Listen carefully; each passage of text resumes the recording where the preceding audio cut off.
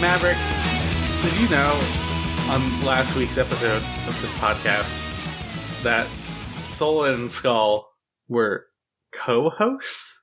Can you believe this? What the fuck are you talking about, Scott? Can you fucking believe this? What the fuck is that? Just absolutely destroying the host and guest, host and not host? What do we call you people? Oh, you people. Wow, we're really going there to start off this episode. You know, I appreciate when I'm able to be given a level of respect in the place that I work, and I feel like I'm not really seeing that here. You know, I try and do my best, but then I get shunted left and right, and then now I start teaching 8-year-olds instead of not... Oh, I'm sorry, I started bringing in the personal to the podcast space. That's okay. Oh, I just don't know, like... Backtracking. Are we guests? Are you... When one of us is the prestigious host, because the hosting position is a very important position that we take extremely seriously, what is everyone else? Co-hosts? Or guest hosts? I don't know. They're not guests. No one here is a guest. Everyone here is family. Everyone here is welcome. When you're here, you're family. That's right. So, everyone here, a part of the Video Game Choo-Choo family, respects the host and not host dynamic, except for these monsters. If you are the host, then we are the antipasto. Hello everyone, welcome to the Video Game Choo-Choo podcast. My name is Scott. I'm joined, of course, by the incredibly lovable Maverick. Maverick, how are you doing today? Hey, I'm doing pretty alright. You know, it's a Friday night. Friday night! It's Friday. You made me accept that, despite the fact that I posted Feliz Jueves in the despite the fact that you've been doing a lot of Thursday posting today. Listen, sometimes your Friday feels like a Thursday, and then you get that little jolt of excitement that it's Saturday. I had yesterday off because it was Veterans Day, and then I worked. Dude, and then I worked today, so it was like weird, you know? Honestly, like, of all the days to get off, Thursday is a sleeper. Like, awful day to have. It's pretty good. Awful, you mean? I don't know. I feel like there is a specific momentum of the Thursday to Friday turn down to that. Here's how I feel about it. Yeah. You got Wednesday is the middle of the week. That's the day you're just like, ugh, I'm done. Like, we're over the hump, whatever. And then, like, Thursday comes and you're not working. It's like, wow. That was really nice. And then Friday comes back and it's like you barely do anything all day because pretty much everyone else has decided to take vacation because they're smarter than you.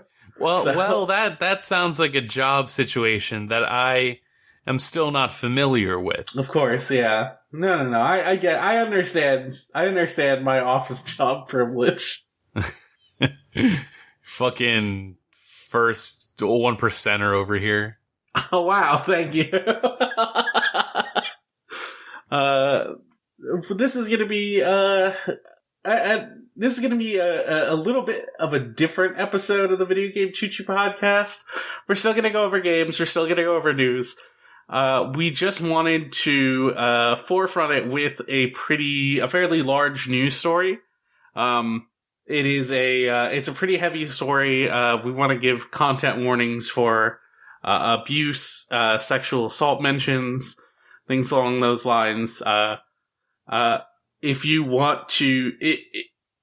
don't feel comfortable listening to any of that, then we recommend that you skip ahead, and whoever is editing, you can go ahead and just drop in a number of when we can skip to right here. Hey everyone, Christine the editor here, just wanting to let you know that if you want to skip this topic, which is some seriously heavy stuff, please skip to the 42-minute mark. This is a trigger warning for sexual abuse, physical assault, domestic abuse, workplace abuse, it's some seriously dark stuff. So if you want to skip that, skip to the 42-minute mark on the podcast. We're back to the show in 5, 4, 3, 2, 1.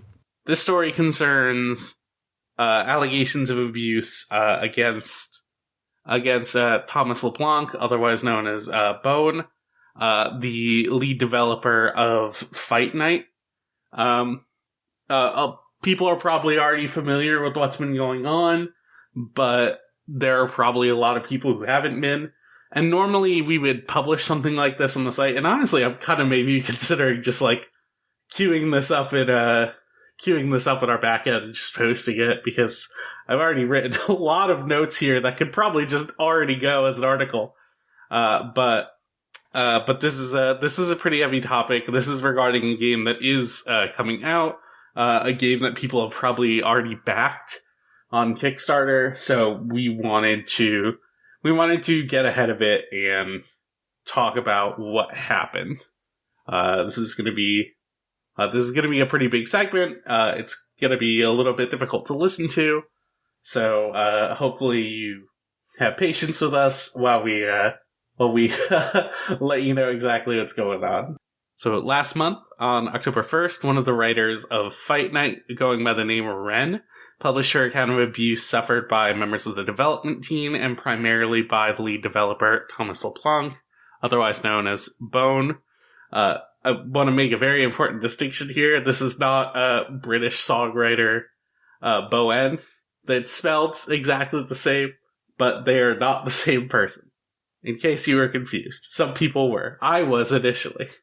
I am man enough to admit that. In her post, Why I Left the Fight Night Project, Red details continued instances of physical abuse, gaslighting, financial and housing control, just like a lot of really difficult stuff to read. I do recommend that you go and read this. You go and read the piece yourself. We'll be posting a link to it in the show notes. But you just want to search up Why I Left the Fight Night Project, and you can also go onto Twitter and go to the account Rival E Rose, and you'll be able to find all the information there. Red met Bone in 2017 while working on the game Devil Engine, and they began dating in 2018. During their time dating, Red did not feel comfortable working on Fight Night directly, and expressed that sentiment to Bone. He initially respected that agreement, and she did not have any direct involvement in Fight Night for a little while. In the summer of 2018, Ren was struggling with housing issues. She was bouncing between homes with different friends, while trying to find a safe place for her and her two cats. Only a few months into their relationship, Bone suggested she moved from the southwestern United States to live with him and his parents in Toronto, Ontario, Canada. Just an absurd move. This is obviously an incredibly risky move to make so early in a relationship like this. Like, they'd only been dating for a few months. But upon Bone's insistence that it wouldn't strain the relationship, that his parents were completely okay with it and worried, and on top of that, were worried for her safety, and with little other options, Ren took the opportunity. And she drove 3 days nonstop across an entire continent just to get to Canada. Quoting from the piece, "When I arrived, Bone's family was shocked and angry that I had brought my cats and all my belongings with me. They had been told that I would be visiting for a few months, not that I was told that I should move to Canada and seek employment and residency there with my cats. Bone debated with his family privately while I tried to rest with my cats in his room. I could hear the conversation getting heated. Ultimately, Bone told me that I would be allowed to stay. Bone claimed that it was, quote, necessary to lie to both me and his parents in order to convince me to move to Canada for my own safety. He claimed that he knew his parents wouldn't be able to refuse if I turned up with my cats uninvited. I was upset, embarrassed, and exhausted, but I had nowhere else to go, at least for the time being. I was in leaving to go to Canada. I had ended my living arrangements in the United States and expended many resources that could have gone towards finding other safe housing options. By the end of 2018, Bone had been running up against deadlines for a finalized script to send to translators at their publisher, Dangling Entertainment.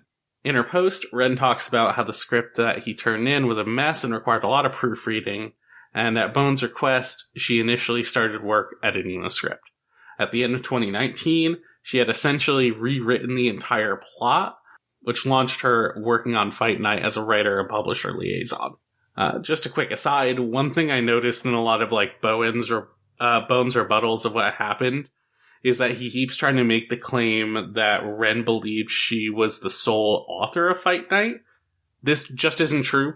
Like, at no point does she claim anywhere in her piece that she was the sole writer. She cites Bone and Fight Night co-creator Zeke James, otherwise known as TiVo, as writers on the project. I don't know why he keeps saying she claims to be the writer. I honestly think it's simply to misrepresent her account and try to make her look bad. After starting work on the project, Ren felt like she was purposely being excluded from the rest of the Fight Night team because she was in a relationship with Bone. He initially refused to bring her into the developer Discord, but eventually let her in when he wanted her to talk to TiVo about edits to the script. TiVo felt, quote, blindsided and furious by Ren's edits, and as the conversation grew more hostile, Ren began distancing herself from the developer Discord entirely. Ren believes that Bone did not discuss her work with other developers ahead of time, and felt as though he had framed it as her injecting herself into the project and replacing another person's work for just no reason. This is just one of many instances where Bone would reframe or manipulate situations in order to push the blame off of himself, and this situation eventually got settled and work continued as normal, but, there was still underlying hostility.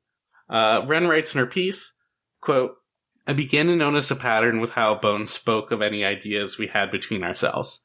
If I had an idea Bone felt the rest of the team would be happy with, he often left my name out and simply presented the idea as his. If Bone wanted to do something he felt his team would be critical of, he would discuss it with me and then introduce it to the rest of the team as, the author and I were talking or I was talking to the author and... when I spoke to Bone about this, he said he hadn't noticed he did this at all, and he had no intention of taking credit for my ideas or pushing the blame for unpopular suggestions onto me. Ren also talks about having issues with panic attacks. Ren made Bone aware of this, and told him that anytime they occurred, it would probably be best for her to just be left alone in her room until she was able to calm down.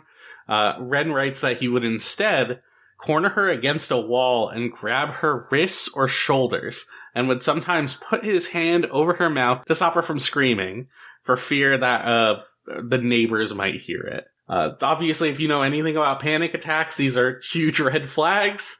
You should never restrain anyone during a panic attack. You should always let them be comfortable while they ride it out, or else it can magnify and increase the risk of future panic attacks. It's this behavior is just truly insane. Bone made a habit of physically restraining Ren, not just during panic attacks, but also during arguments. Anytime she would try to step away from an argument, he would frequently grab her by the arm or physically block her from leaving the room. Bone would often insist on talking matters through, even on things that were completely trivial, until he felt satisfied. In her piece, Ren details an incident where she was cooking and mentioned dry and wet measuring cups, where Bone believed there was no difference, or kept insisting that they weren't real.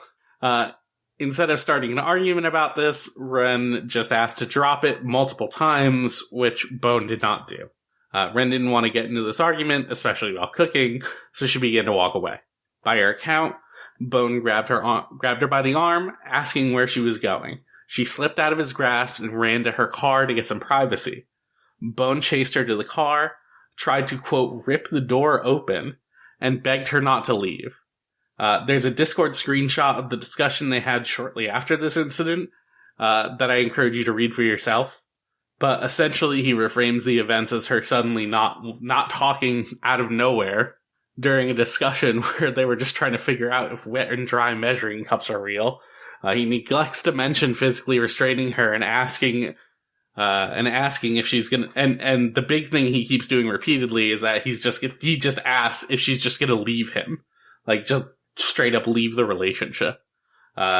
Anyone who's been in similar situations like this, there are really obvious red flags that this is not a healthy relationship. If Bone feels this insecure and is dropping emotional bombs like asking her if she truly wants to leave him, then this is a really common manipulation tactic.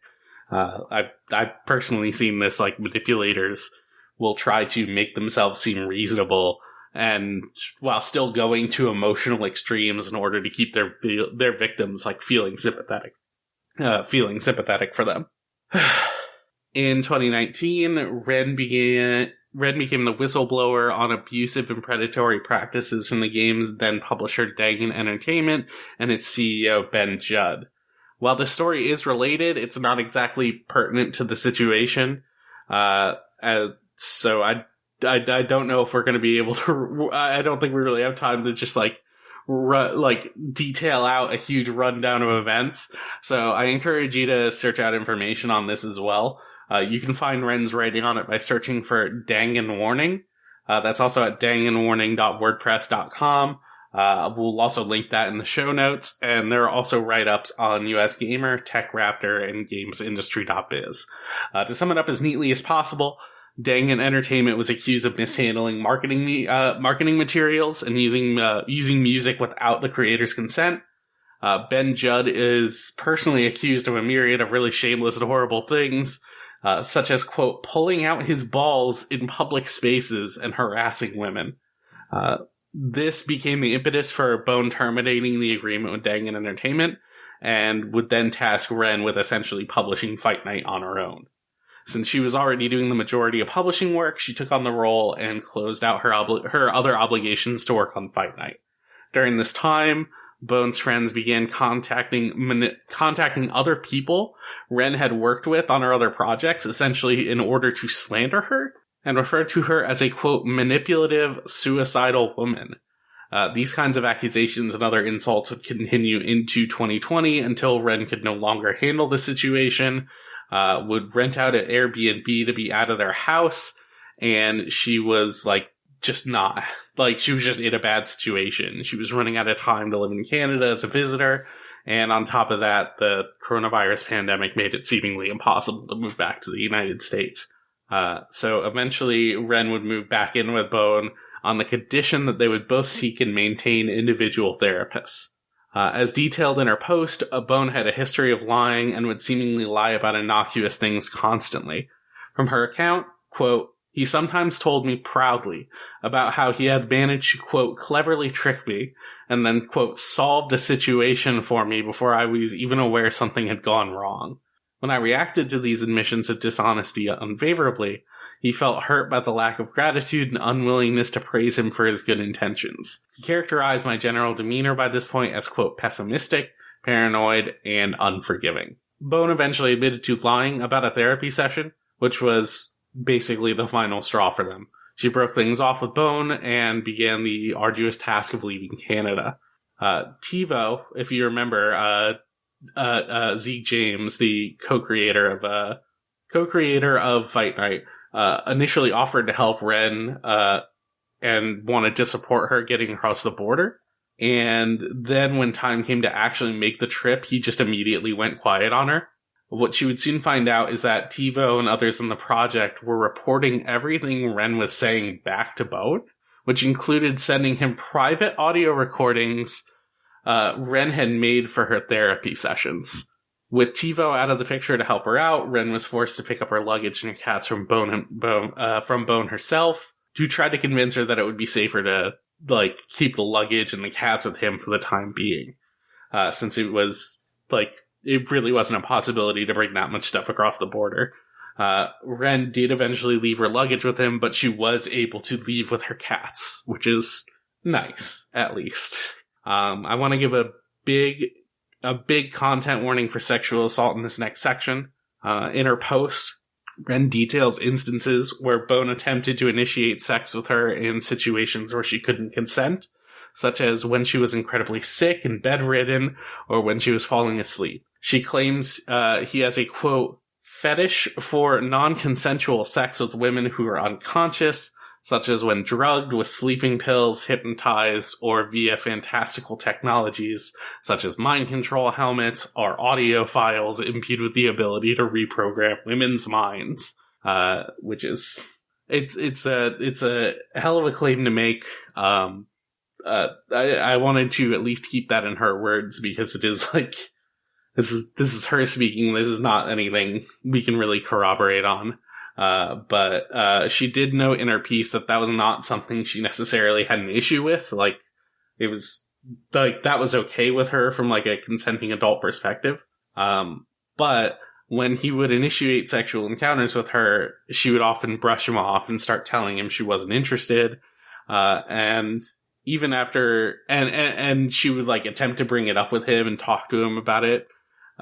He would claim whenever like she would whenever she would like try to initiate conversations with like that, he would claim that she had done things to make him think she was actually interested, or that he, quote, simply forgot that they had talked about it at all.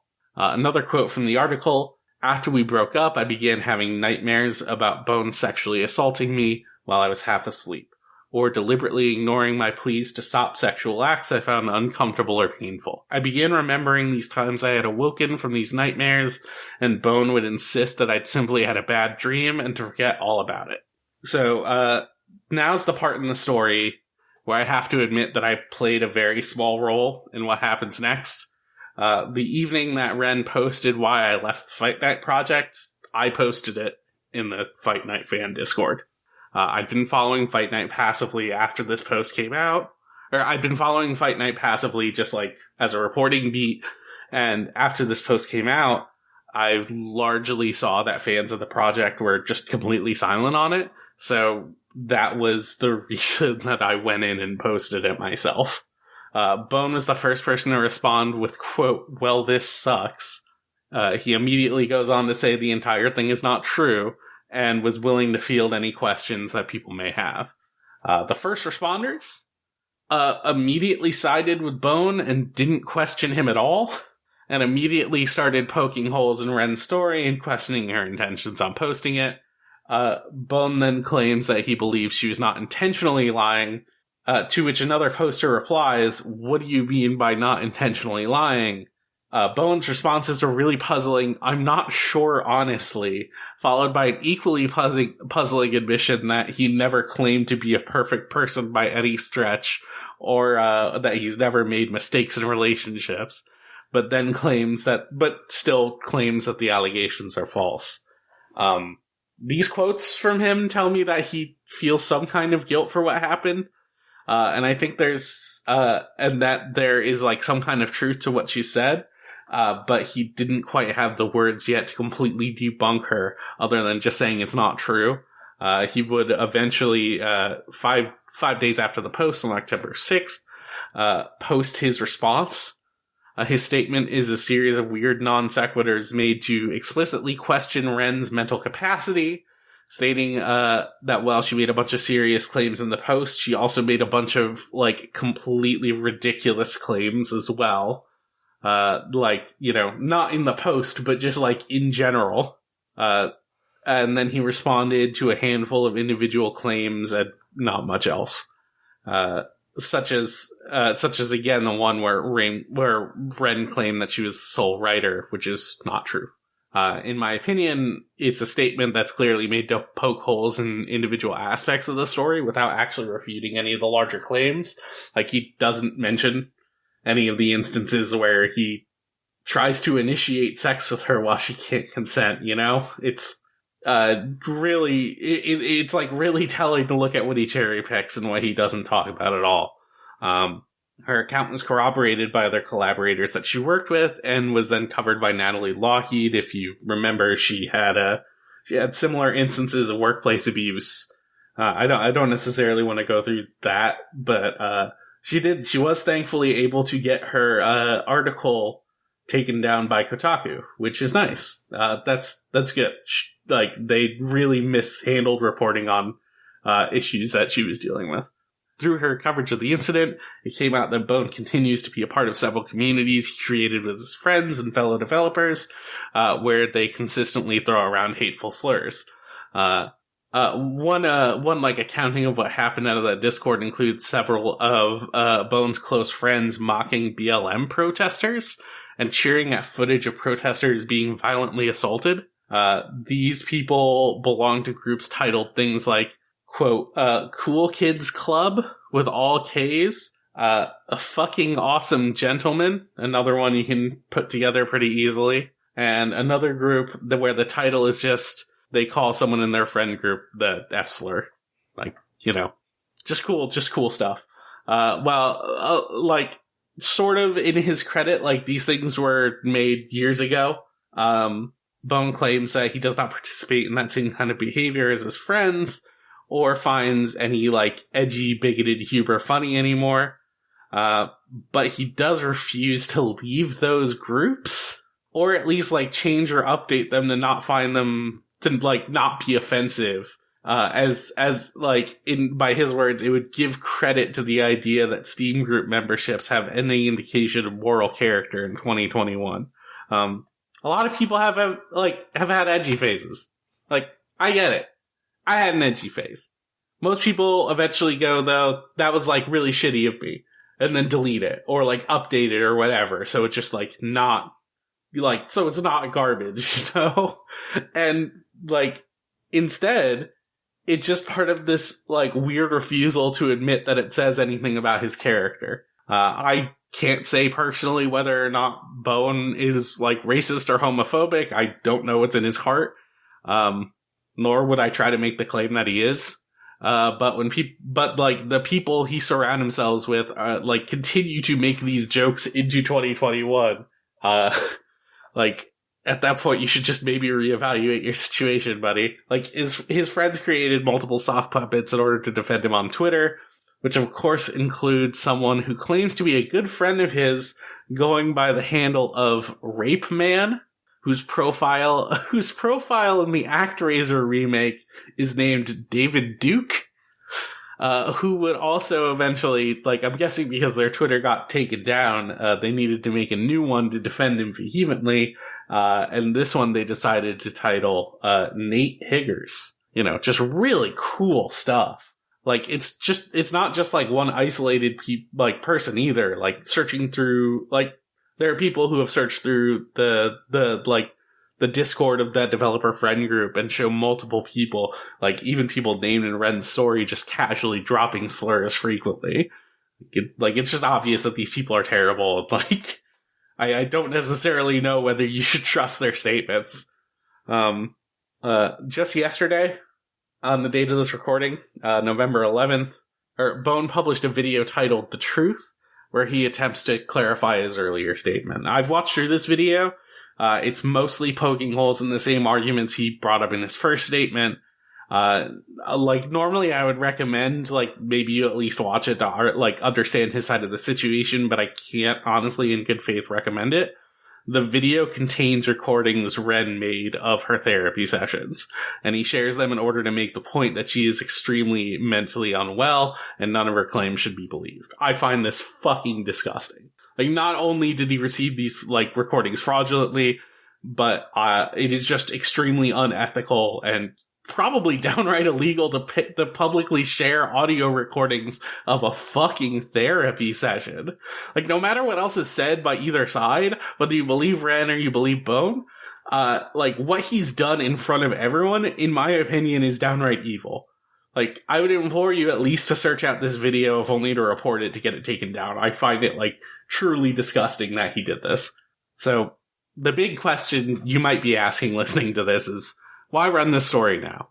Last week, Sorcerer, the, I guess, development studio behind Fight Night, announced that they'd finally be releasing it after years of its long and troubled development by the end of this month on November 30th.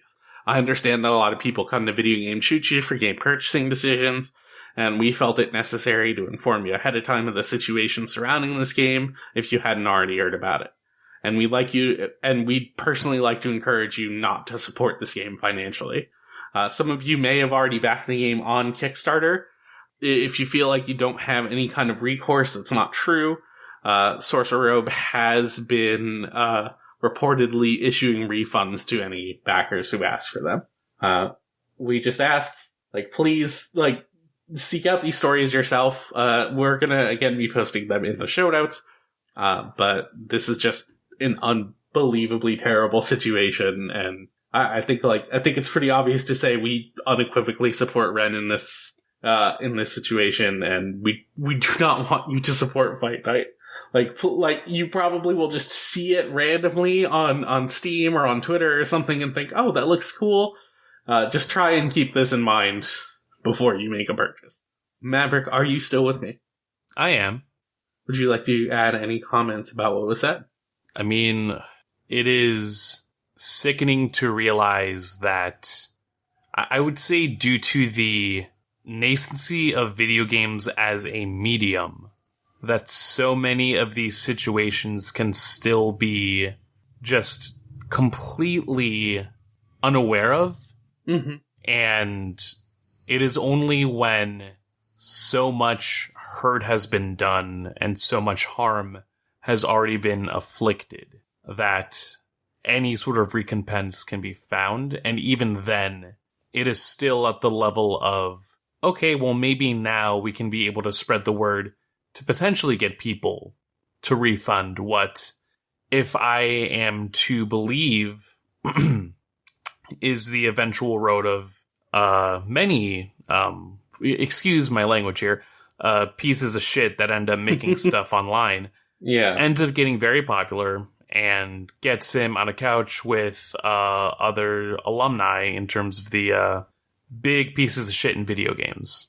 Yeah. Shout out to Toe Jam and Earl, but that's another situation. I don't think he has the Matt Kahn connection, but there's definitely, like, pretty notable developers, like, closing in ranks around him, and it's, like, it's just disgusting to see. Like, It is astounding that there's so much that has been coming out recently. With the state of video games at the moment, it is very much a case of having to be aware to something that is going on. If it's not in the insular independent level, which by all means, like, I would not have been aware of the development of Fight Night as someone that goes about games the way that I do, who lives the life the way that I do, where it is a case of whether or not I have the time or the means to take care of even just the double or triple A title or foreign import that I can, like, find.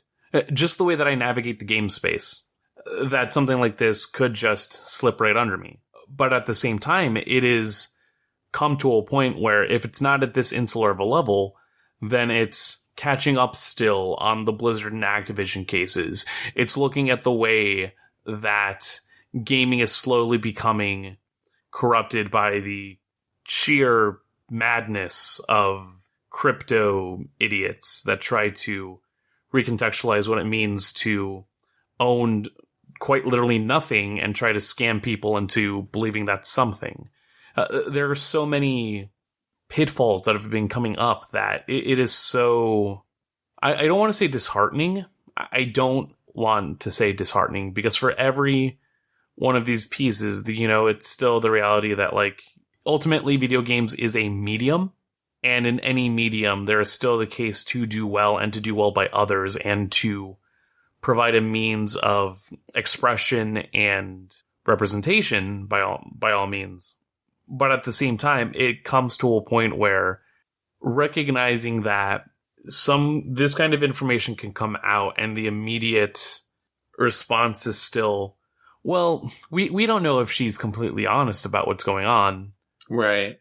It is repulsive to see the lack of empathy. And It's really heart-wrenching, like, to read through this. It is. I would not be surprised if, those same people have also just, for whatever reason, continually Google percentage of false accusations for sexual assault.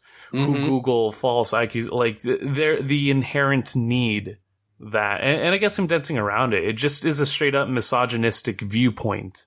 It is about what it means to... You're sorry to interrupt, but, like, you're not wrong. Like the people, a lot of the people who are initially, like, very publicly harassing Ren and, like, trying to, like, poke holes in the story are just straight up like what's the, I'm trying to think of, like, the best way to put it, like, people who, like, don't believe rape statistics. Like, it's an utterly perplexing, like, worldview to even comprehend that there are people who just think that, like, a lot of women are lying about sexual assault. I mean, it's easier to believe that someone's making something up than to accredit the reality that you have made friendships and connections with someone that ultimately does not have the best interests of other people, and probably does not have the best interests of you in mind. Totally. And yeah, all the support to Ren as they go through being able to overcome this obstacle. And by all means, just at the end of the day, we still live in a society where you're voting with your dollars is what ultimately makes big impacts. And so refunding and just choosing to not buy this game will definitely say something. Yeah. Yeah, like there are a lot of people who are obviously taking the stand against. Like, it really jars me how much of this has turned into like a weird culture war issue, which of course we live in 2021. Everything is now a culture war issue, but like, it's a really disappointing thing to see. And I'm glad so many more people, especially after Bone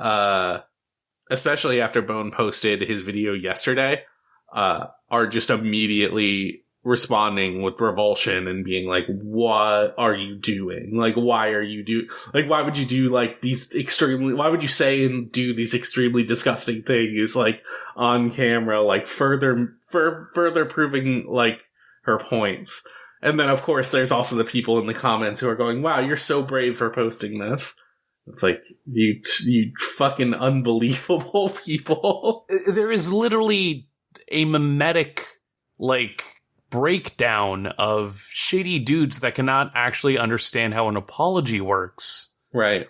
Creating a filmed apology. The idea that I have it on camera, so of course I am being honest as I speak into my DSLR on my computer that totally doesn't have video editing software or materials that can let me make sure that this is a good post for YouTube. Like, it's baffling. It's so interesting you bring it up, because it's like, I've seen that video response so many times. Like, it's the same kind of shit that, like, Pro Jared did, you know? Like, I mean, I'm thinking about that too. It's how in the span of 2 years, 3 years, multiple accusations have come out, multiple ways that people have just shown their asses on screen for everyone to see. And still there is no means to actually have a conversation about it, or to really just, like, discuss the, like, actions of what the individual does, or, like, hold that person accountable. No, it is always just send out the apology, hide away for a little bit, and then slowly scuttle back with whatever video I can find for the user base that still thinks I still have something to say. It's really unbelievable. I think the thing I want to underscore with this piece is these kinds of abuse, like, allegations don't just happen in AAA spaces. Like, this is also happening in indie spaces as well. You need to be able to, like, think about this with a critical eye and, like, keep an eye out for it, because these people existed in spaces you probably don't want to admit are probably too close to you, and you just want to. I'm obviously not trying to say stay skeptical of everyone you know, but when someone comes forward saying, "Hey, this person is like a huge piece of shit," like, maybe listen to them and don't immediately go to their defense. Ultimately, it is, and thankfully, like, as a result of this game being in the indie space, it's a lot easier to vote with your dollar and just not, like, just don't support it. Like there's no, like, you please, like, I am begging you, do not support this game. It is unbelievable what, like, not only her, but, like, other people have had to deal with, like, from this, like, insular group of, like, really toxic people. Yeah, just, it is important to remember that as soon as there is labor being done in a space, that is a work setting. That is a different relationship from a friendship, a different relationship from the specific intimacy you spend with people in your leisure. Yeah. And that requires a language and a respect to it. Just because a project starts as a couple of friends on a Discord server or a couple of friends trying to work in a game jam does not mean that it isn't behooving to the same standards as a to the same standards as what we want to apply to a AAA development studio. It still is important. Work is work.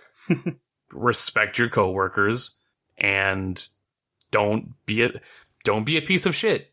It shouldn't be something that I would have to find myself restating, but as someone that continuously puts himself in front of literal children to give this message, I also give this message out to the emotional children residing in the bodies of the 20 to 30-year-old dipshits that honestly haven't understood that yet. Grow up and respect other people. All right. This has been a very difficult topic to talk about, but hopefully y'all at least got something from that. We're gonna bring it down now to something probably a little less serious. We're finally gonna talk about video games on the Video Game Choo Choo podcast. Maverick, I just talked for 40 minutes straight. Talk to me about Cold Steel 3. Dude, I am back on the fucking train. I have returned after what has felt like... I could probably pull it... No, it's been like a minute since I have played my favorite new JRPG series, The Legend of Heroes Trails of Cold Steel. For folks that remember, this was an early 2020 banger for me, as it was sort of my immediate pandemic plunge. And from playing the first one, I dipped my toes into 2 and just sort of blitzed right through that.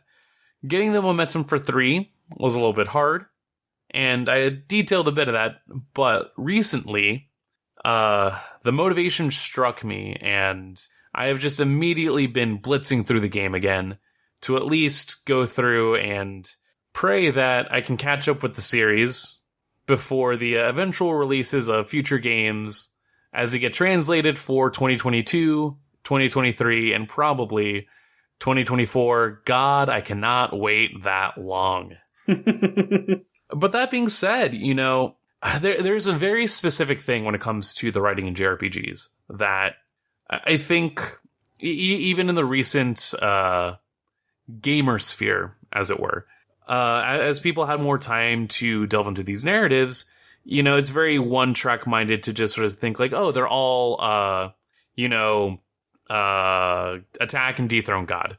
That's all you ever do. You putz around for a bit and then you just do that. And I just, my immediate thought is always considering the politics of the Trail series where, for anyone that's been new to me talking about this, this is a series of games, and the Cold Steel series is actually part of the larger Trails series of games by Nihon Falcom. One of the, I don't want to say lesser is mean, the more up-and-coming recently, in terms of recent Western exposure, developers over in Japan. Falcom is responsible for the East series of games, the Xanadu series, just a lot of things that, as you start to dip your toes past Final Fantasy, past Dragon Quest, rest in piss, that composer again. Just gotta shout that out one time. And he's a bad person. Bad person. Fucking piece of shit. You can catch us talking shit about him on the podcast. And the Tales of series. Like, as you slowly wade your way into more series, will probably come into contact with Falcom's work. And there's a specific way that the Trail series presents itself that I've definitely acclimated to as someone that very much argues against the belief that the turn-based style of combat is outdated. 1, fuck you if you think that. 2, fuck you. Be patient. Learn how to have a strategy, asshole. But outside of that, no, the Trail series have been a very fun thing for me to go through, and especially now as I get into more of the meat of Cold Steel 3, where just unequivocally, this is a hornier game. Oh, sure. Like, so for context, you play in the Cold Steel series, you play as an impressionable young sword boy, Reen Schwarzer, and you are just starting your bright sunny days in the Thor's Military Academy, a military academy set in the fantastic little country that is smack dab between two other countries and may or may not always be trying to be at war with either of its opposing sides. The politics, again, of this series are very interesting, where it's just like, it's very fun to have game series or sub-series that take place in different sections of this expansive world to a point where it makes sure to highlight the specific ways that it propagandizes its main characters per each section in a way where, you know, you do get those moments of like, oh, are we the baddies? Maybe. Politics is weird. But you can still say, oh, fuck this one guy in particular for very specific reasons, which I can't get to because spoilers. And don't worry, all of that will be revealed in and I'm calling the shot now, the eventual Trails spoiler cast that I will be of course, co-hosting with Rose whenever we get there. It'll happen. It'll happen. The Trails 2 spoiler cast. Calling it now. Anyway, but no, just like the thing that I highlight, because I'm hopping all over these points, I highlight the horny aspect, if only for the fact that it's like, it is interesting to see the way that a series develops concurrently with other forms of media. And specifically, the Trail series started out on PC, like PC, fucking, I'm talking that Snatcher shit. Eventually got a port into the PSP, migrated into PSP with a specific duo of games, and then became a PS3 and Vita system before Trails of Cold Steel 3 eventually landing as the first PS4 title.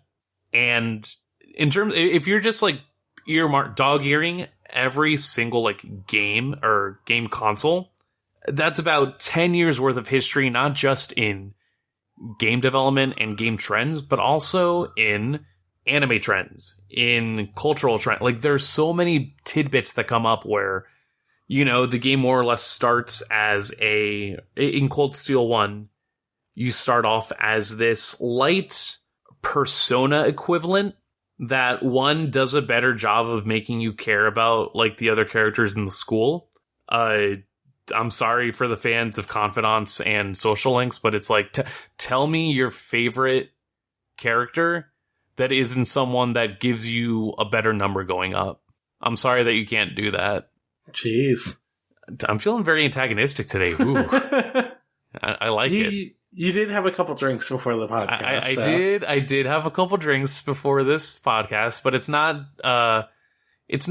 detrimental to my actual train of thought. So what I'm saying here is that you start off in the specific vibe of what this game series can be, and then it just slowly progresses as the characters age as well, and just there's a very specific way that it represents the inherent not eroticism, that tries to give it a lot more like gravitas than is fucking like allowed to for JRPGs, for lack of a better word. It just like people are very eager to jump the protagonist's bones in a way where Homie just does not understand what sex is, and also in a way where there is another character who does want to jump on Reen's bones, but they're also in a three-way relationship between each other and the art of swordsmanship. Like, dude is sword horny, but also there's another character that is clearly sword horny and maybe kind of horny for him as well. But it never gets developed on in a way that's... I'm delving into my own personal biases here. But anyway, it expands into other characters, specifically in the fact that, God, there is a character that gets introduced in Cold Steel 3. Yuna is her name, and she is I love her from Final Fantasy X. Yeah, the Summoner. Yeah, Summoner. Exactly. Yeah. That's it. That's right. That's the one. But this character acts very much as a foil to our protagonist, Reen, in a way where, you know, it's very intentional that this is a character new to the series of events that are going on, new to what comes up in terms of just the consideration of national pride and understanding about just like the long historical background that the game sets up for these areas. But also alongside that, it presents itself in a way where you think, oh, I guess she's gonna be a tsundere type. I guess it's not like I like you or anything, you fucking baka, to him. But then, as more characters come across, as the party grows, you get attached to more characters, you just slowly realize, like, oh, she's gay and she doesn't know it. This poor lesbian doesn't know that she's gay. And the only other queer character, or the only other queer woman that can pop up to do this is too busy being horny for other people in a way that will not actually make this land.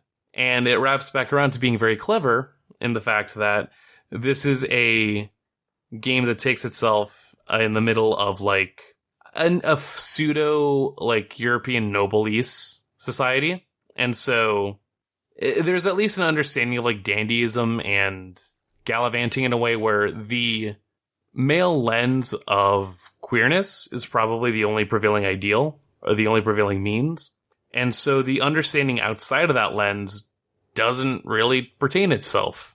And of course, no one will tell this poor girl that the reason why she keeps saying that the women that she encounters are so hot, it's not because she likes them. It's because she thinks, wow, that's competition for the guy that I like. Which, no, it's not. Baby girl, it's okay. But no, that's just me waxing poetic on the story because, you know, it's been good. It's been a great time to just get back into it and have this large content sink that I can get back to, especially at a time when I thought I did not have the time to do so. And it's been good. And I await to eventually talk more about it without having to dodge all these names and to be able to just geek out a little bit more explicitly. How you feeling, Scott? Having content is nice. Like, I beat Inscription like a while ago, and it's like, man, I wish I could just play more of that. I have actually just reopened the game and I'm just playing it again. I'm trying to like find the secrets and stuff. That's the thing. Like, I just wish like, you know, there was just some more content to this, or like there was some PvP or something, you know? I would love to just get in there and play this card game. Look, I've been catching streams of like someone I follow going back into Hades again and seeing gameplay Hades. I'm like, fuck. I could just go back and play Hades for like the rest of tonight if I wanted to. Yeah. Sometimes a game is just fun and you want to play it. Yeah. It's fucked up. Speaking of games that are fun and you want to play them,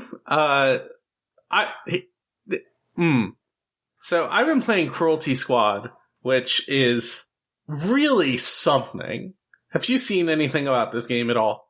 So, real talk, I feel like I hear Cruelty Squad and I might be thinking about a Polygon PUBG Let's Play with people that I don't want to associate with anymore. No. Not that. Hey, is that what it was called? Was I right in the money there? It was something else. Okay. I encourage you to just look up Cruelty Squad, especially like screenshots, and just like see what you find. Tell me what you're seeing. I'm seeing Dewdrock. Right now.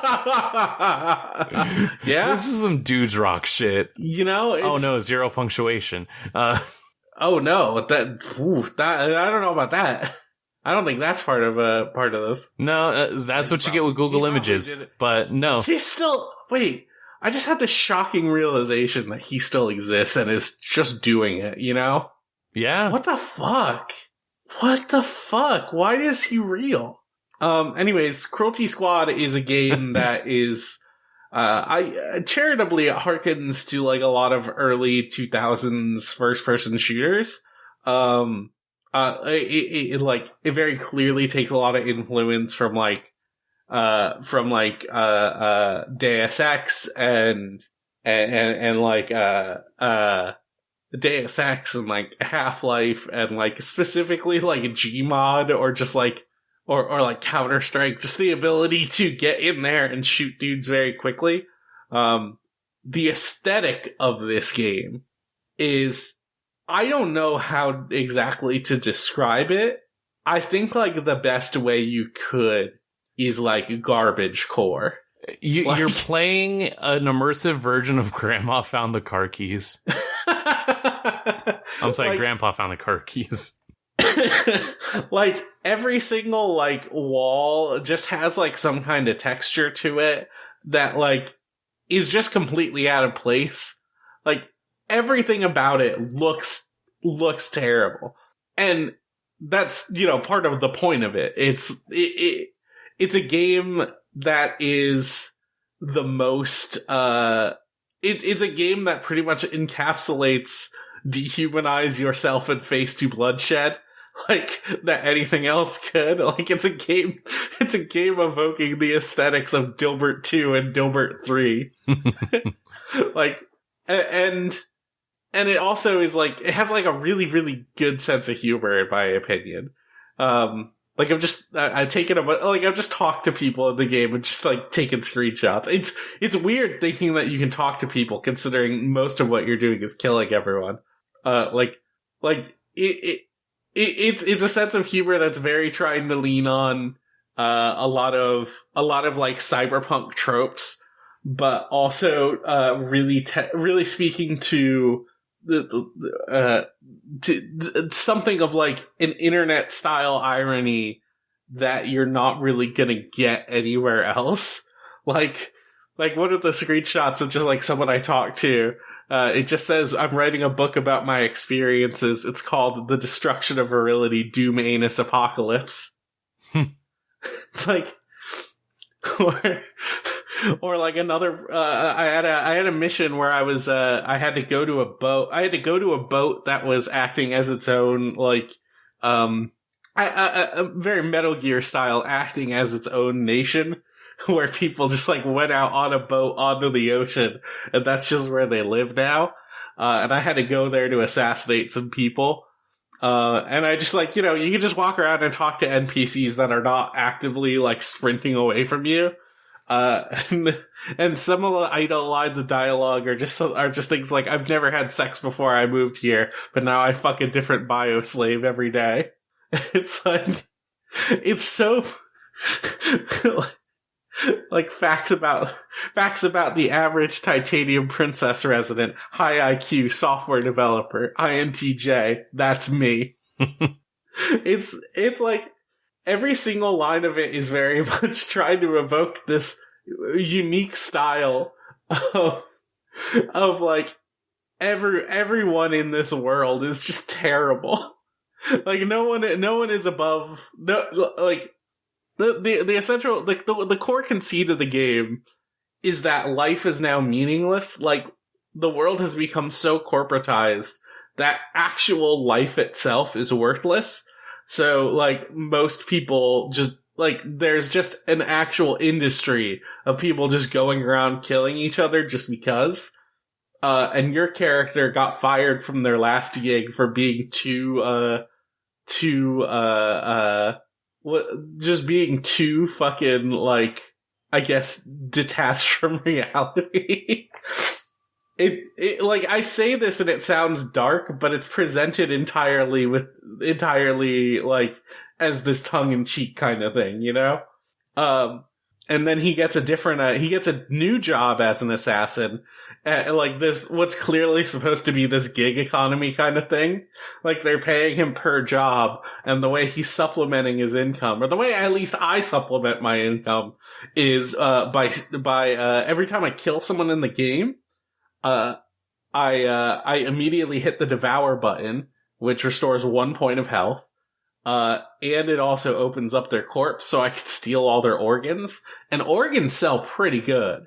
There's 3 like different markets you can put, there's 3 like, I don't want to say functioning stock markets because they're not like they're not like, I don't think they're actually moving by market value. I think they're just moving completely like by a random number generator.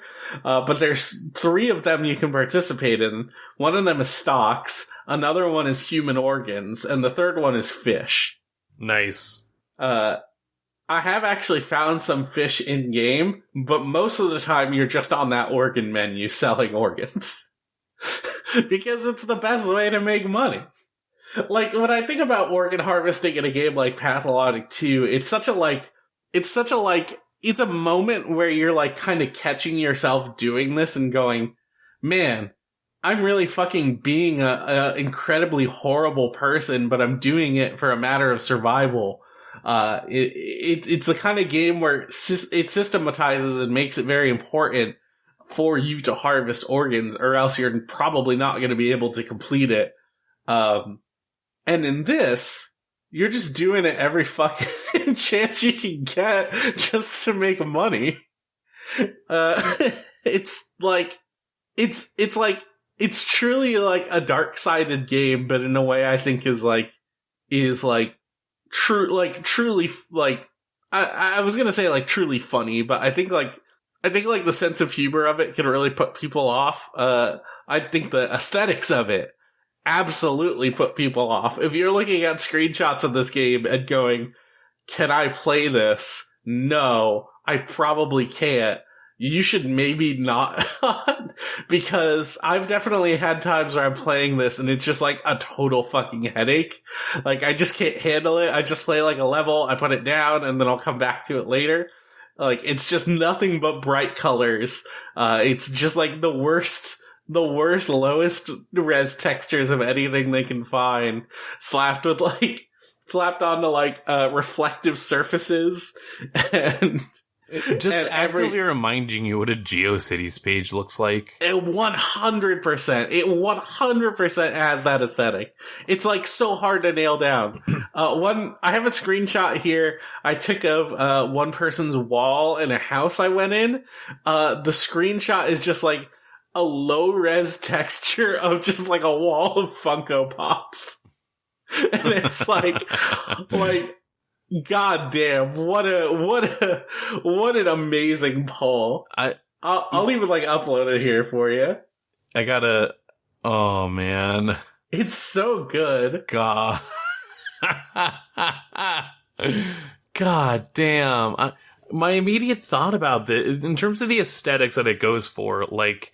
Oh, and on top of like the aesthetics too, the music is like, it is like the most, it is just like the most garbage noise. Like, some of it is just pure, here's like a couple MIDI notes, and then other parts of it is just like cacophonous, just like rancid noise music, and it's like the perfect soundtrack for this game. God. Sorry, go ahead. I was gonna say, it feels very complimentary to a game like Hypnospace, where the latter is very much cultivated in a means of like trying to distill the essential parts of an early internet in a way that both like focuses on the reality of it, but then also highlights the nostalgia factors. Cruelty Squad feels like the harsh right turn of just going like, dude, let's just find everything that sucked about this and like put it all into one setup. I think it's really candidly tackling a sort of like nihilism and malaise that exists in people today. Yeah. You know? Like, you couldn't make this game a few years ago because like the language of it wouldn't exist. Like, but like it hits so much closer now that we live in a time of like horrible gig economies, like Elon Musk style fucking like capitalist dipshits just attaining huge amounts of fame. And it's like, and like just the idea of general cruelty that exists, like not just on the internet, but just like throughout the world, that's sort of become something of a norm. It's such a like, I think it's like a really pointed response to it. It's obviously satirical, and it's obviously like going to an extreme, but I think it doesn't hit, like, I think it doesn't hit in like 2018, like it Oh my hits God, yeah. so close. It hits so hard in 2021. No, this is a game that comes after you. This is a game that happens after you read Andrew Cuomo say, "I'm not." What is it? I'm not. Cruelty Squad is a game that can only exist after you read Andrew Cuomo say, "I'm not a pervert. I'm only Italian." Oh my God! Someone would clearly say that in this game. It's like. Just the bar has sunk so low that it comes back around, and it is so amazing to see a game be in such quick response to that. It's I don't know. This is a better. This is what people think of when they try to talk about how zany 100 Gex is. Yeah, this just hits in like a completely like. It hits so much harder than anything else right now. Like there's this one part where I was talking to a scientist on like a research base, and his like idle dialogue is, "Did you know we also make tactical nuclear warheads? That's how we fund the space business. Pretty cool." It's like, yeah, you sure do. God. I have thousands of followers. They say I'm black suppositoried and debased. Shut up. Hello, where'd you come from? My name's Cockle-a-Doodie. Yup. I always wanted to rot in an expensive apartment like this, surrounded by beauty, in a way only the aristocrats can. God damn it, that's just me! It's so perfect. Alright, I gotta stop just reading quotes from screenshots I take of this game. It's really good. I recommend you look it up. Try to watch some gameplay of it. If it doesn't actively disgust you, then you should play it. I'll say, like, for a game called Cruelty Squad, that is a game about violence, the actual violence in it is so, like, slapstick and comical. Like, it's so far removed from, like, the realistic gore and violence from something like a Fallout, you know?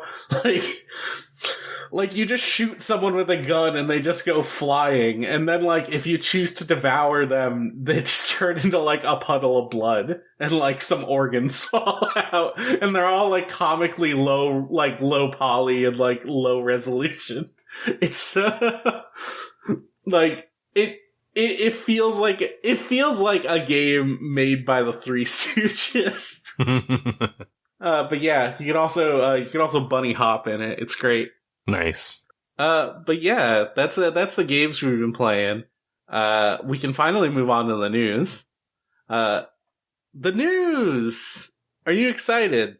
Speaking of the dehumanizing tech bro aristocrat ruling class, Discord CEO Jason Citron teases Web3 and NFT integration onto Discord. For some reason, I wrote Twitter on our notes. That would be crazy, right? NFTs on Twitter. Oh, boy. Permission to come aboard? But yeah, he teases Web3 and NFT integration onto Discord, and then walks it back after, let's just say, a considerable amount of Discord users told him to fuck off. Told him to fuck off. Canceled their Nitro subscriptions. Yes. And immediately started looking for alternatives to Discord.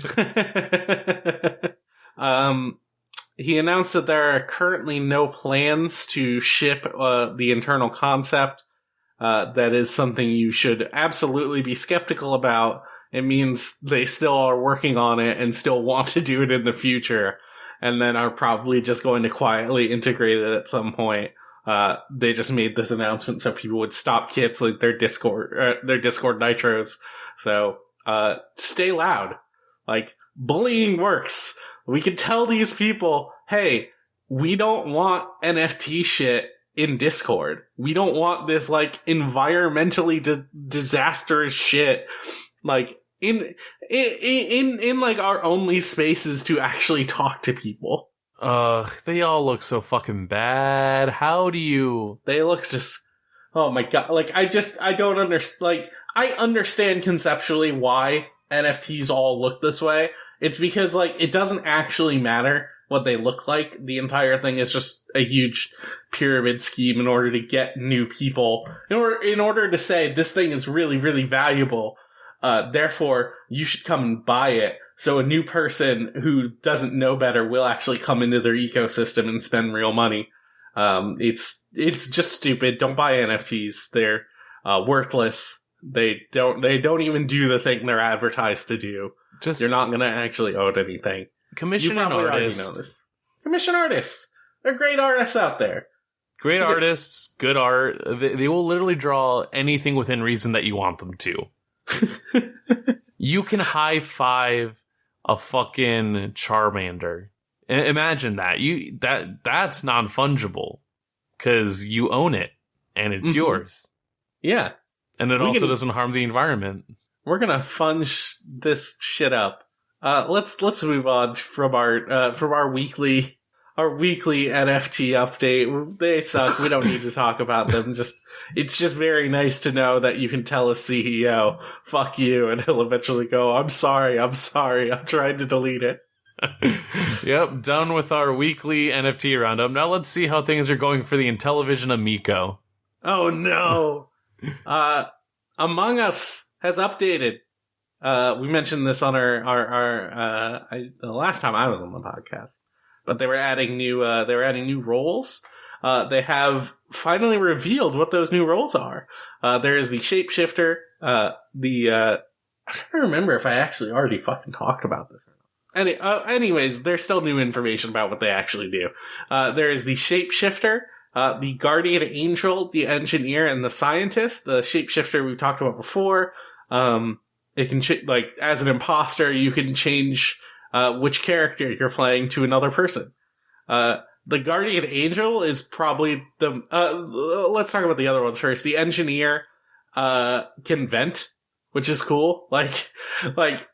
It's one of those things where it's like, you can claim you saw someone vent, but now at this point, it's probably an actual player. So seeing someone vent becomes a less reliable way to prove someone is an imposter. There's also the scientist. The scientist can at all times see the vitals of the other players on the all of the players in the game. So they'll be the first to know whether or not someone is dead.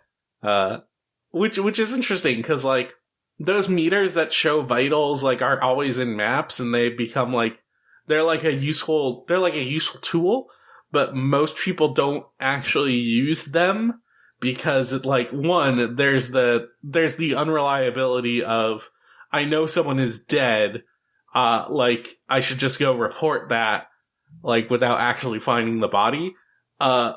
And also, it's usually out of the way. The only way it becomes effective is if, someone is sitting on it all the time.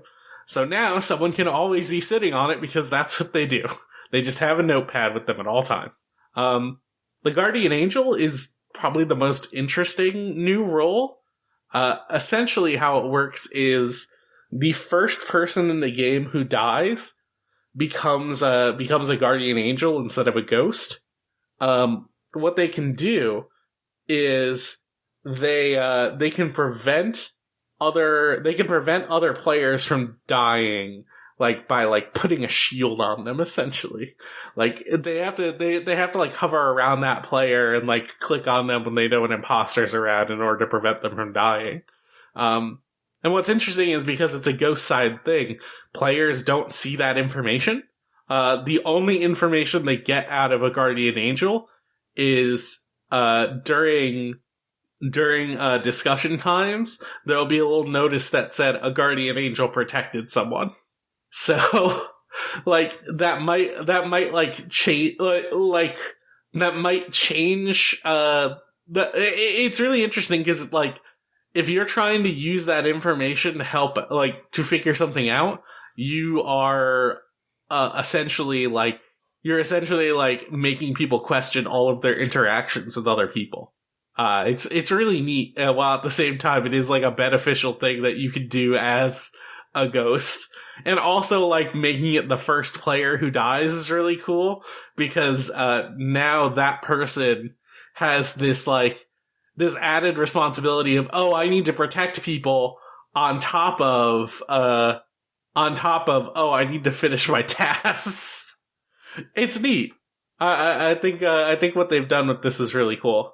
They've also introduced achievements, a ton of new like unlockable cosmetics, and something they're calling Cosmic Cubes, which are essentially like season pass things where you spend points to unlock even more cosmetics. They're really doubling down on the progression aspect of it, which is, I guess, nice, because it gives people a reason to play Among Us, but also, like, you know, I played Among Us just fine without needing to farm for stuff.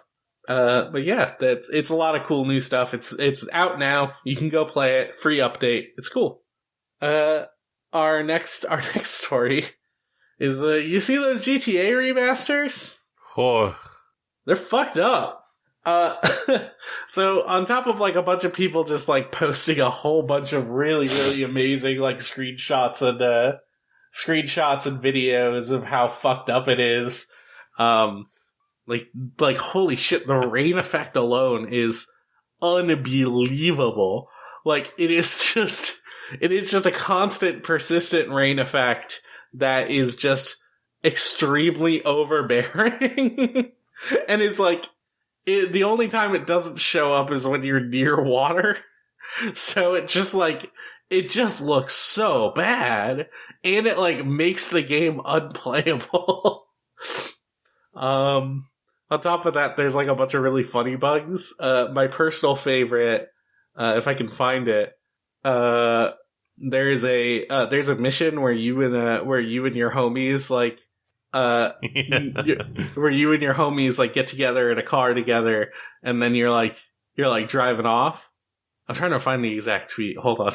Is it the lowrider now has its doors locked, so you can no longer do the mission with homies in the back? Yes. Which one was that? By at Dr. Butler X. Yes. Like, it's a great video, but go check that out. Like, the video just shows, like the two friends trying to get in the lowrider, and they just, like, they just can't open the door. So you just can't do that mission. It's so fucking funny. So on top of this, the PC version was pulled from release on release date. Like, there's not an actual reason why, but I'm assuming it's because they, like, essentially fear what data miners are going to find in the game. Data miners did find that all of the licensed music that was a part of the game is actually still in it. They've just turned it off. They just made it unavailable. But it is actually still there, which goes to tell you how weirdly close this is to the actual, like, source code, you know? At the time of recording, it's still not available on the website, and it's also not available on PC Game Pass. The other versions of the game for PlayStation, PS5, and Xbox are out. No, PS5 and Nintendo Switch are out. Like, the Xbox version, I think, is also weirdly pulled, or has not come out yet. It's strange. I don't know what's going on there. But yeah, there's a lot of really good clips out there right now. You know, sometimes you can just enjoy looking at someone's car spinning in the air a million times. God damn. All right. Those are some of our bigger news stories. Let's move on to quick hits, which are definitely going to be faster than the ones we've already done.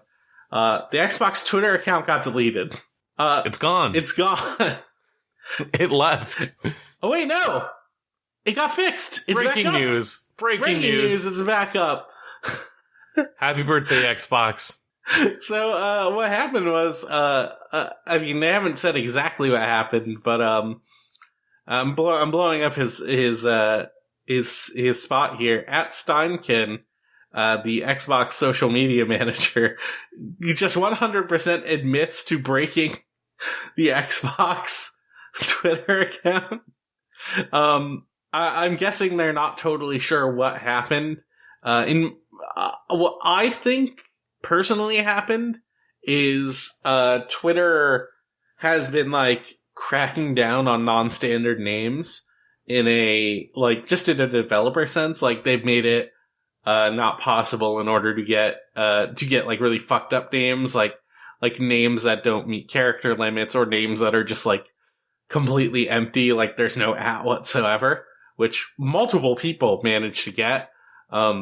Xbox is actually under the required 5-character limit. So I'm guessing what happened was they changed something in the profile, and then probably even this profile picture, because they did update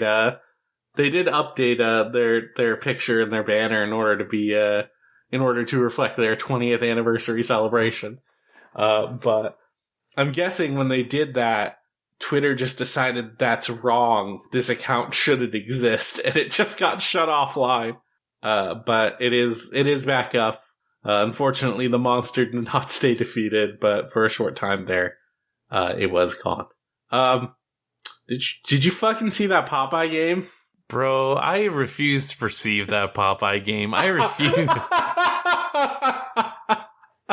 Again, I assumed that this was just like, oh, we're gonna poke fun at some old like PS2 shovelware. This came out last week. This is a new game for the Nintendo Switch. It's a game where you, as Popeye, walk around and collect hearts, or on specifically the ship map, you collect letters, and the letters spell something out.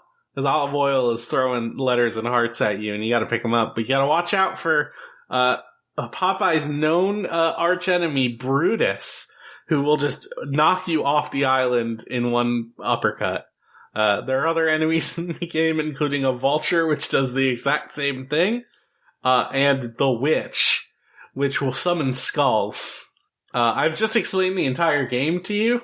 That's it. That's all you do. You as Popeye can eat spinach, and you can punch Brutus and his vulture friend and the witch, but they will come back eventually. But it does get you points, and it does make you safe. What I find especially jarring is whenever Popeye eats his spinach, there's like an animation that like morphs his body to be a little bit more buff, and he gains the muscles on his forearm, on his upper arms that weren't there before. But as soon as the animation ends, he reverts back to normal Popeye, except he's red now. He's just covered in red. And that means he can punch his a longtime arch enemy Brutus. I refuse to perceive this game. I do not. You're lying. The game has 3 maps. All of them are pre-made Unity assets, which are free. They're free maps that you can go and download yourself and make games on. This game was made on Ethereum. They're trying to sell Popeye as an NFT. God. Oh no, Popeye. He's got the conquest of the bonkus. If you're a real Popeye head, don't be fooled. Don't buy this game. Go watch some footage though, because it is very funny. I watch people play, I watch people get relatively deep into it. It gets progressively harder to a degree that is Dark Soulsian. And eventually the messages that Olive Oil spells out in the boat missions just get nonsensical. One of them is a quote from Spider-Man. It's just weird. I don't know why this game exists. Don't buy it. It's bad. Don't support this. Don't give these people money. These are the games that Video Game Choo Choo tells you, please do not support. Alright, let's move on. All versions of Metal Gear Solid 2 and 3 are being temporarily moved from digital storefronts due to licensing issues with historical archival footage. This is the bummer. This also includes really recent GOG release of Metal Gear Solid 2 for the PC, which is really disappointing considering that just came out. Like, I was considering buying it, like, not that long ago, and now I can't. But yeah, every version of that game that is on a digital storefront is currently offline. They are saying that they will bring it back in the future. They want to sell this game. They just can't. Hopefully they solve those digital rights issues, and hopefully maybe they release some kind of like actual, like maybe remaster or something, or like a version of the game on like modern console, like of all the games of MGS3, MGS4, and like just put them on PC, please. Please, I beg of you. For now, it stays in its most truest form. The CDs they can still physically copy in some way or another. Shout out to my copy of Subsistence. That is hanging out in one of my trunks. The Steam Deck has apparently their launch has been delayed by a couple months. It looks like some people got emails saying that they won't be able to release until February of 2022. They cite material shortages for the overlying issue. Kind of a bummer. Like I was really hoping to see the Steam Deck get in people's hands and like get their reactions before I like maybe made some kind of decision on it.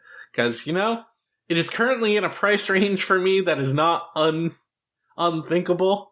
And it is the kind of thing I might actually want to buy, like a handheld gaming system that I could just play whenever.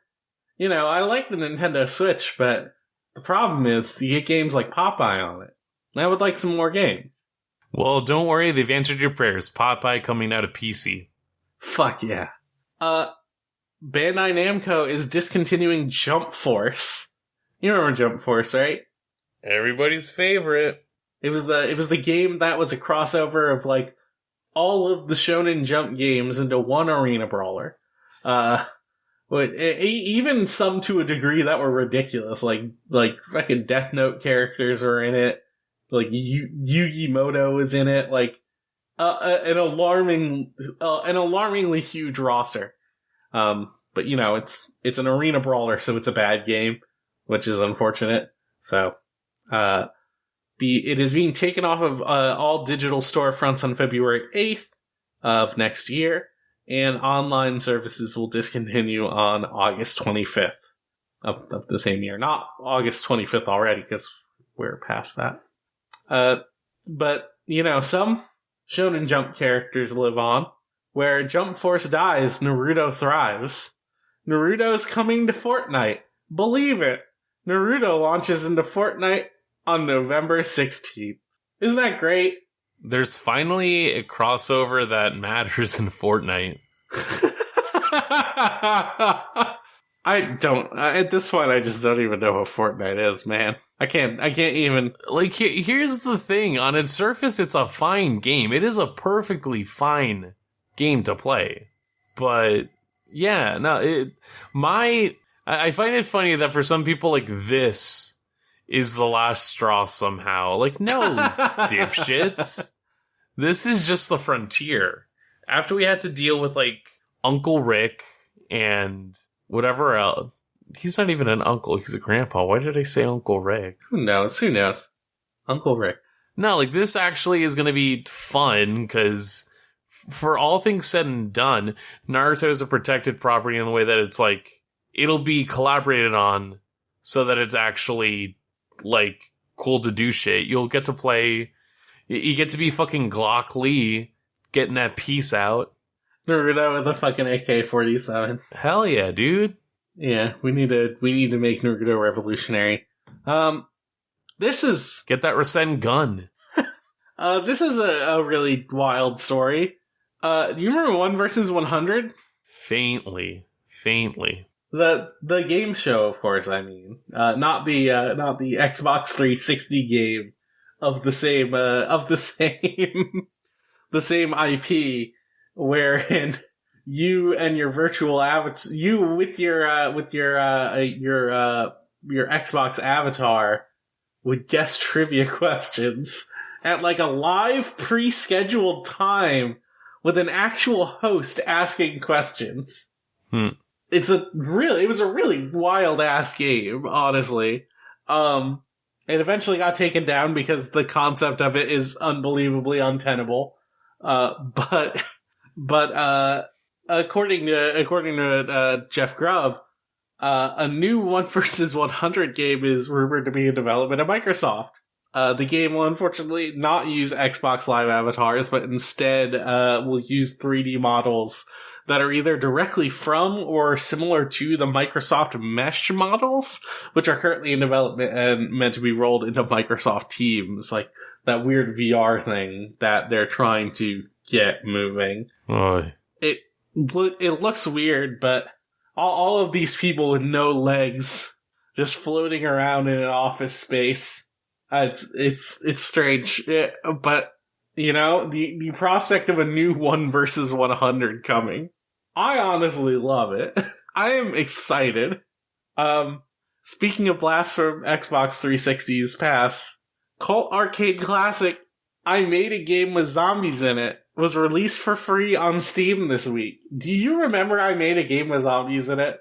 No, you know, I gotta say, a lot of that 360 PS3 material just blew right past me because I didn't know either of them. But it's cool to see any love for the fucking Xbox Indie Arcade. Like, it's so... Yeah. It feels like such a bygone era.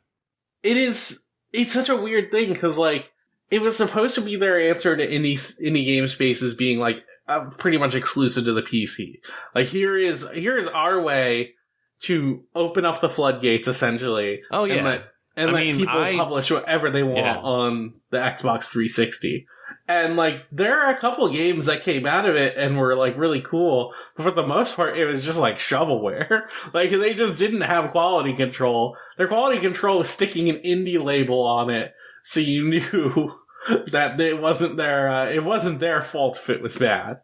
But I Made a Game with Zombies in It was one of the, like, real standout games.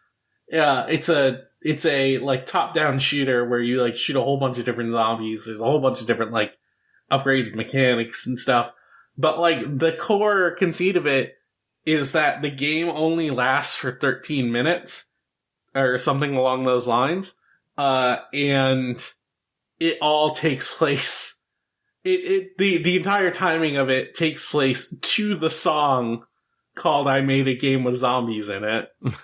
And it's like, it's honestly an okay song. Like, I might go listen to it right now. Wow. But the whole thing is like, it works to the beat of that music. It's like, it's just like generally a fun, like top-down shooter. It's relevant to me because I remember at the time, like, it came out when I was like still in school, and I would like, or I was in like college at the time, and was I in college? I think so, yeah. I was in college, and, like, I would literally wake up, I would play a round of it in order to, like, get my juices flowing, because it's a game that, like, gets your heart racing. It's very, like, fast-paced. But it's, like, it's a perfect 13-minute loop, and I got very, very good at it. And it's like, okay, I just play one round of this, and then I just leave and I go to class. And that was like my daily routine for a while. And it really, really worked out. Like it genuinely got me up and awake and ready to go.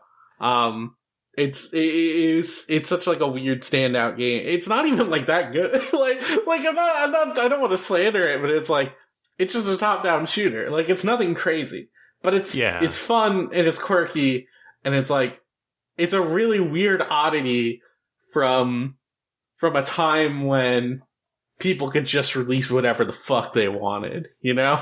Right. But yeah, now it's out for free on Steam. You can just go play it now. It's no longer only available on the 360. A couple more small news stories here. A Hat in Time devs tease something. They have an upcoming live stream for November 16th. People are assuming it's new content. It might be like A Hat in Time 2. It might be DLC. But it seems like a fairly big deal. If you're into A Hat in Time, keep an eye out for it. And finally, our last little news story here. Baba Is You is also getting a free content update. That includes 150 new levels, a level editor, and a new online content sharing function, obviously for the level editor, so you can upload it and let other people play it. The update drops for free for everyone on November 17th. This is seeing 150 new levels is a number that scares me. It frightens me. I don't know how to put it any other way. It's truly dark. Suffering. Yeah. Man, I fucking hate these monkey NFTs. All right, let's move on to questions. If you want to send us a question, you can always send it to videogamechoochoo.tumblr.com/ask. You can send a lot like these people, sending a lot like Anonymous, who asks, why so much hatred towards Scooby-Doo Night of 100 Frights on here? Personally, I don't fuck with Scooby-Doo. I think he's I'm not anti-dog, but I just don't. I see him and I don't trust him, Scooby-Doo was meant to be the next Telltale masterpiece, and rather than, here's the thing. Who composed the score for Scooby-Doo Night of 100 Frights? Tommy Tallarico. Tommy Tallarico. And we are Tommy Tallarico's sworn enemies here on Video Game Choo Choo, so we're gonna give him a big old middle finger. That fucking, I was gonna say, I was gonna actually try and go for the anti-Italian sentiment there. I'm glad you pulled yourself from the ledge. Yeah, I pulled myself from the ledge of ragu. I don't know, seems like a fine game. Apparently Tim Curry does a voice in it. That's wild. Wow. So good for Tim Curry. Thank you so much for sending that question. Don't send any more. No, I'm kidding. Please send us more questions. We love them. Our next question comes from the Mighty Mighty Boss Tones. Mighty Mighty Boss Tones asks, what visual novel would work best as a kart racing spin-off? This is wild. There's a lot of good visual novels out there. What, Mav, are you hot into the visual novel space? It sucks so much that Elvie wasn't able to make it on this episode. She was supposed to, she couldn't, but this is such an Elvie question. My mind comes to two immediate thoughts. One is, put the Clannad girls on a fucking... Yes. Put the Clannad girls on a fucking kart racer. Yes. And then my next thought is meet and fuck Moo Moo Meadows. I don't know. I respect visual novels too much to see them get put in kart racers. I don't know.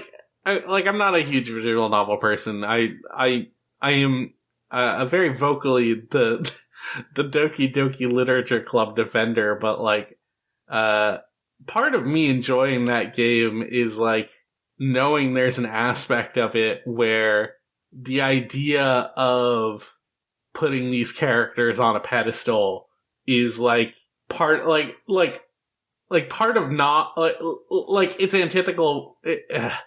It's really antithetical to what the game is trying to do. I hope that's a word. I think it is. But it's it's the kind of thing where it's the game should exist in its own space, and it doesn't anymore.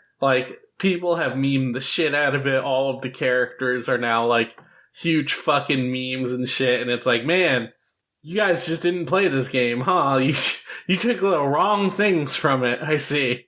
And it's, anyone else would say, oh man, they should put Monica in a fucking cart.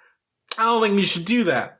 But whatever. It's my voice in this doesn't matter anymore. Monica in a cart is a foregone conclusion. It's going to happen. That's the problem. Yeah. Other low-hanging fruit includes Umineko cart, Higurashi cart, Danganron cart. Oh, yeah. I could actually really see that being a thing that would exist. The Nonary cart, AI the Somnium cart, and I think that's about it. I'm glad you just listed all the ones you know. Just the easy ones. The most basic of basics, Joker. The thing about a Danganron cart is, like, I could see that existing. Like, that's... Oh, it very much can happen. There's a non-zero possibility that it is going to be released in, at least within the next few years. That's the last iteration. That is the one that they can do with Kodaka not being, like, involved at all. Alrighty, our next question comes from Shoeless. Shoeless asks, if you could go back 700 years and show a video game to a peasant, what would you use to kill them on the spot? I mean, obviously, it's the game with the best graphics, Crisis. I'll just show them Q*bert. Why would you show them Q*bert? Who wants to see that? I feel like a peasant would see that and go, what the fuck is that? Yeah, Don't and show then me he'd that. die. You stupid idiot. Like, No, like it wouldn't... Show him Popeye. I think, like, if you showed them Popeye, they would go, oh, I relate so closely to this. This is a lot like my life. All right, then fucking, what was one of our other hot topics today? I mean... No, show them the GTA remaster. The thing is, show them Cruelty Squad. They're gonna fucking die. Like, I was dancing around Cruelty Squad, but yeah. Yeah, like, I didn't want to say it either because it's so obvious at this point, but... Cruelty Squad, like, LSD, Dream Simulator, show yeah, Moon. There you go. Show 'em Moon.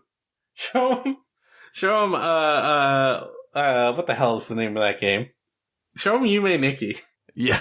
Yo. They'd shit themselves so quick watching Yume Nikki.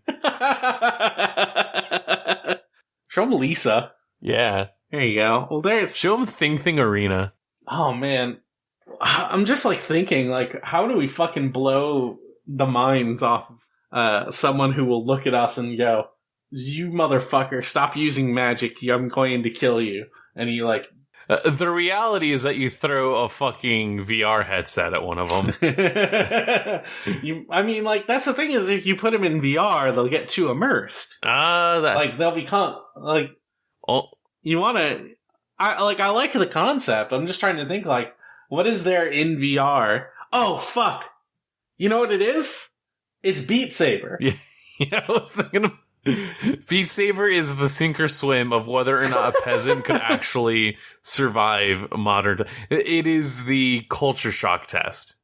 Yes. I think a peasant would see it and flip their minds out and, like, they would get fried and die on the spot. If a peasant, but yeah. I think a noble knight, if they played Beat Saber, would get really into it and just like try and swing their actual sword around.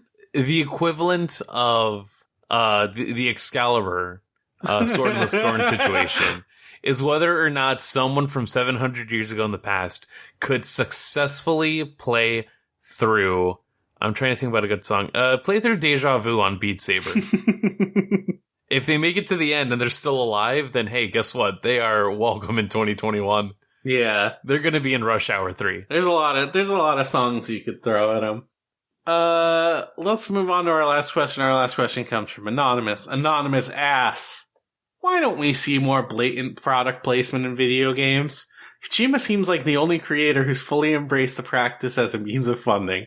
This is actually a really good question, because, like, I remember seeing a lot of early 2000s games, and there's just, like, blatant Coca-Cola advertising, like, all over the place. Like, they're in sports games now, but, like, no one else bothers with it, which is really strange, because I think obviously there's licensing issues with it, in the sense of, like, you need to make sure if you're showing our product, you show it perfectly.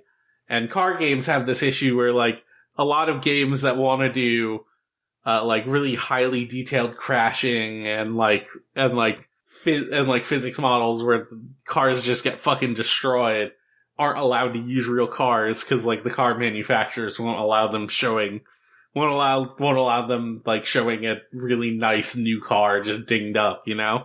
I think in terms of, like Pepsi, more people could just stand to have, like, just, like, Pepsi advertisements in your open world games, you know?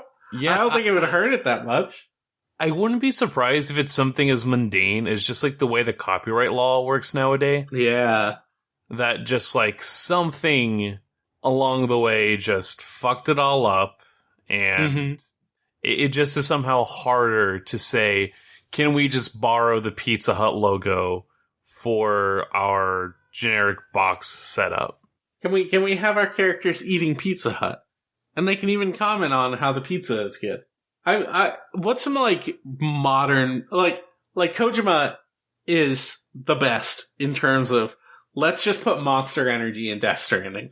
Like that's brilliant.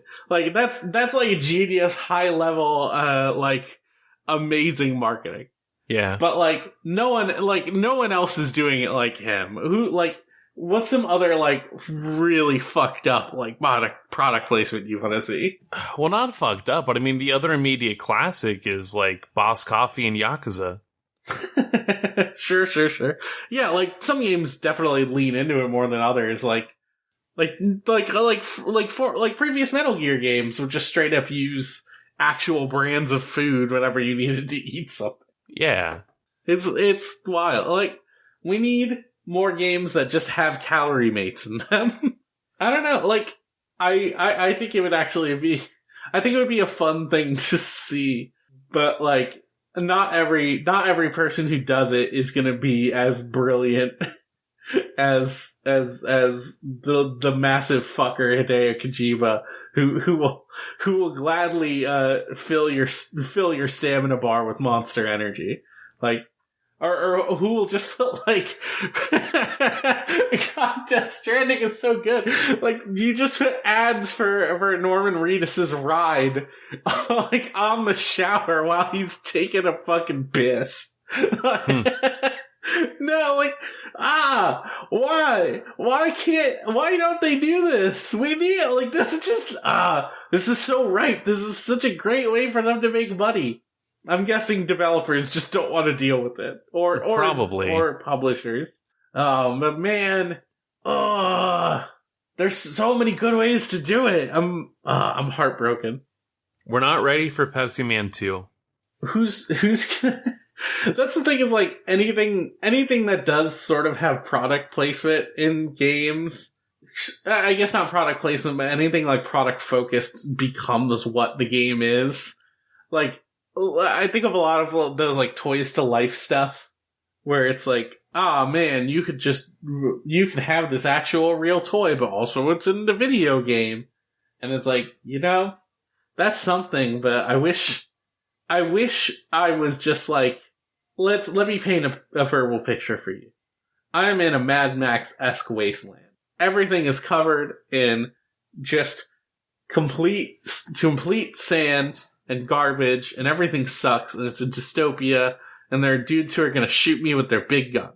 And then I just suddenly pass by a billboard for Bad Dragon. Why? Why is this not a reality that we have? That'd be solid. I guess the other reality, too, is that when it comes to marketing and money, just, again, people are too far up their own asses about the whole NFT thing and crypto shit. Sure. Like, that's the unfun answer, but... I guess. I want to have fun. I don't want to think about NFT and cryptos anymore. I'm done. I'm done with this podcast. All right. If you loved our podcast and want to support us, you can always go to videogamechoochoo.com. You can find us on Twitter at VGChoochoo, on Tumblr, videogamechoochoo.tumblr.com. Facebook.com/videogamechoochoo, YouTube.com/videogamechoochoo, Twitch.tv/VGChoochoo, and if you want to support us, you can always go to Patreon.com/VGCC and buy our Express Pass for $3 a month to get all of our premium content a week early, including our anime podcast, which you are a part of, if I understand correctly. Is that right? That I am. Unlimited Railworks? That's right. Most recently, we did an episode covering Paranoia Agent, the classic Satoshi Kon anime that LV and I had a lot to discuss about, because guess what? It's pretty fucking good. Nice. And you can always come hang out with us at thegamezone.zone. That is our Discord channel. Just come hang out. We're trying to get a couple more Among Us games going. We want to try the new content out. Among Us. Among Us Gaming. Among Us spirits are born. The music for our show is, of course, Crush by Melt Channel, and their new act, Magic Circuit. And it is off the album Magic is Real, which you can find at meltchannel.bandcamp.com, and you can also check out magic-circuit.bandcamp.com. Maverick, where can people find you, and what are you up to? Oh, God. People can find me at Mavsplaniamania. That is at MAVSPLANIAMANIA. And, I'm just been going through, trying to live my best life. Work has definitely led me into thinking about what the future can hold for me. And so, if there are any developments in terms of about what that may involve, I'll gladly highlight them. But otherwise, I'm chilling. I'm hanging. By the time of this recording and by the time this episode comes out, I have probably already seen AEW Full Gear in the middle of a goddamn movie theater.